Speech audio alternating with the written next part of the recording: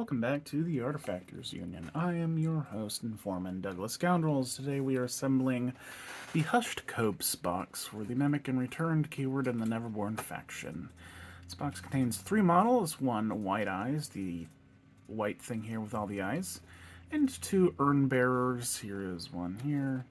No warrant for the other one. But we've got a render for both of them.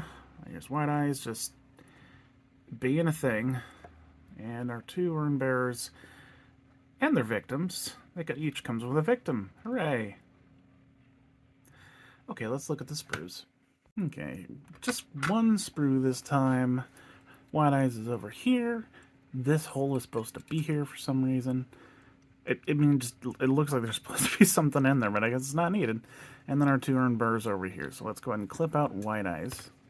Okay, normally I try to orient with the name being upright, but it's a lot easier just to hold them like this.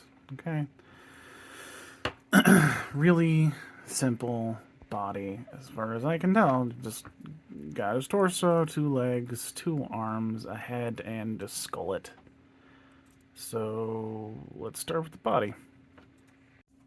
Okay, here's G1, our torso. Now grab G2, the left leg. Long legs. Okay. Now G3, the right leg. Yeah, pretty easy connection still. Now let's grab G4, his left arm. He is quite lanky indeed. Now grab G7, the right arm. There's the right arm. Something that's really obvious on this one, I didn't realize was also the case on the left arm, is it does glue to his thigh, as well as over here. So, yeah, there's that. Now let's get our head, which is G5. There's our face, head thing. Not sure if it was the right idea to put that on there without the hair, but we'll see. Our last bit is G6, the hair. Okay, that ended up being kind of difficult to smush it down around his neck. So, yeah, I do recommend putting the hair on the head before you put the head on the body. It made it work. It's not the worst order of operations that could have been. Let's get him on a base and talk about him. White Eyes is done. I know he's supposed to be like the boogeyman for the Neverborn, but he's just a little too goofy, and if I'm being perfectly honest, he looks like you could put a NASCAR hat on him and call him Cletus, and it'd be, you just fit. But really, just the hair, getting it to wrap around the neck, instead of putting it on the head before I attached the head to the body, was the sole slightly difficult part. Other than that, easy peasy. Let's move on to our minions. Okay, the Urnbearers are next. Let's go ahead and start with Urnbearer A, or 1, who's going to be on this side. So, like always, grab the body, and I think we can attach the wings immediately afterwards. Then we'll go ahead and do the horns, both arms, and then put the urn in there somewhere. May have to do the urn before we do one of the arms. Who knows? We'll figure that out later. And finally, our victim getting the delicious urn juice poured into his mouth. Okay? So let's grab H1 and then attach H2. H1 plus H2. Probably the connection you probably want to see. So let's go and grab the horns after that and attach them. Those are going to be H5. This thing is hard to hold with tweezers. Yeah, the horns probably could have gone on before the wings, but it wasn't too hard, especially once I, checked the render and saw how they were supposed to be upturned like this. So the concave side is what's on top, and you can see how smoothly that flows from the top of her head to the actual horned bit. But again, just make sure it's slightly attached with the cement, and then you can wiggle it into place, wiggle and poke it. Should be relatively easy to do. Okay, next is, let's do H7, her right arm. There we go. Now I think doing the urn is probably the next step we should take, just because I'm not entirely sure how we're going to slot it in between the 2 arms if we put the left arm in. So grab H4, and I know for a fact when it will connect to this back here.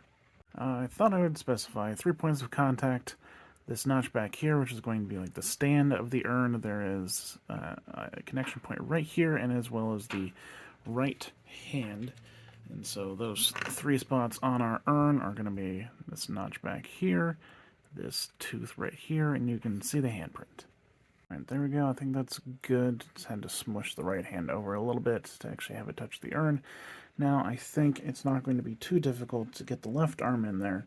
You can see it connects to both the shoulder socket, and there's a big old hole where it will connect on the palm of her hand. So grab H6 and let's get it in there. Okay, so that took a lot of nudging and prodding, and I would definitely say do the wings maybe last, because those things have just been kind of a pain ever since I put them on. I apologize for saying that's the second step you should have taken. I was wrong. I'll give you my assumed best order when we do the assessment, but let's just finish her up for now and do H3 the victim. Okay, so I ended up putting him on a base because that one singular connection point, the stream of juice going into the dude was not enough to really like keep him solidly in place. So yeah, I'm attaching him to the base now. This was kind of difficult to get going. I ended up just making sure he was situated on the ground flat, and that she was situated on the ground flat, and then I just put some extra cement in his mouth, and then just pinch down on the... I need to hold it for longer.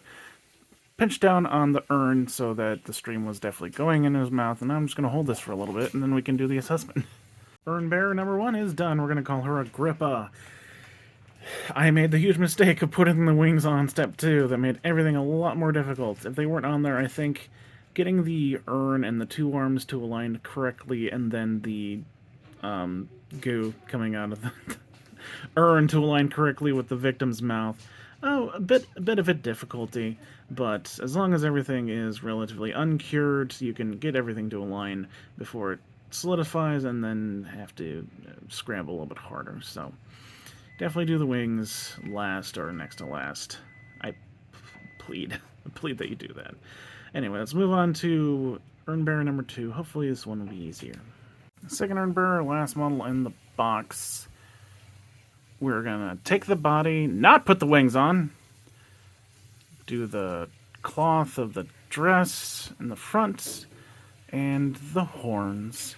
Then I think we'll take the left arm holding the urn, followed by the right arm up here, then attach this to the, here on the urn, the victim, as well as the victim's right arm. And once all that's done, I think we can do the wings, but we'll see how this goes. Here is I1 our torso. Next will be I7, the front of this dress. There we go. Not a bad seam. Now let's do I4? I4, the left arm, and urn. So it connects into the shoulder socket like most arms do, but also the urn is right up against the torso, so it's a big old connection point. It's solid. So let's do the right arm. Right arm being I2. Me being the dingus didn't realize that it also just connects to the urn, like the last model. So 2 points of connection, the shoulder, and then under the sort of lip of the urn. Okay, let's grab our victim boy and put his arm on before we glue him to this juice. The victim being I4 and his arm being I8. There he is with both of his arms down. Let's just go ahead and glue that juice right to his chest. There we go. At least in this time you can actually set him down on the ground and make sure both her hoosies are touching and his little flat surface thing. But now we've got all that done. I remembered she has horns. So let's do I6, the horns. And we have horns. Now let's finish up with I3, the wings.